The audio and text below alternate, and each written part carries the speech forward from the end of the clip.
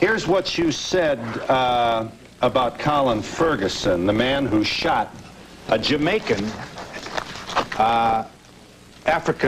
black male who shot 6 people on the Long Island train. Mr. Muhammad speaks. Where they set black inmates up in these jails and penitentiaries, and in particular there in Nassau County, and pulled all the black officers out and the black inmates so they could jump on Brother Colin Ferguson, because they were mad with him for catching the Long Island train and killing all them white folks. I love Colin Ferguson.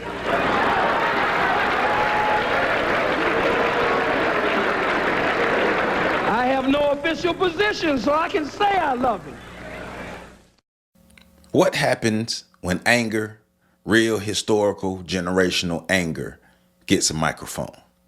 Not the kind of anger people are comfortable with. Not the kind that's polished, softened, or filtered to make others feel safe. But the kind that comes from centuries of oppression, violence, and frustration. Because that's what we're stepping into today. We're not just watching a talk show appearance.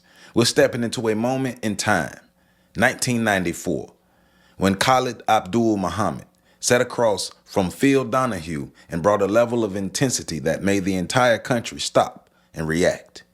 And whether people agreed with him or not, one thing is undeniable. He forced a conversation. Now let's be clear. This is not a simple discussion. This is not one of those easy feel-good breakdowns where everybody walks away comfortable. This is confrontation.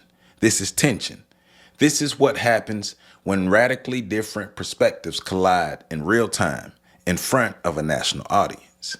And the question we have to ask ourselves is, what are we really reacting to? Is it the words themselves? Is it the tone? Or is it the history behind those words that makes people uncomfortable?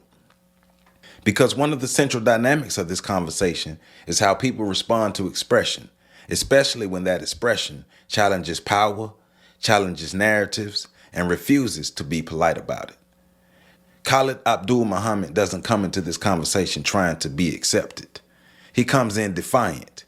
He comes in unapologetic. And he frames himself not as someone seeking approval, but as someone exposing what he believes are truths that others do not want to hear. And that is where the tension begins. Because on the other side, you have a mainstream platform, the Phil Donahue Show, representing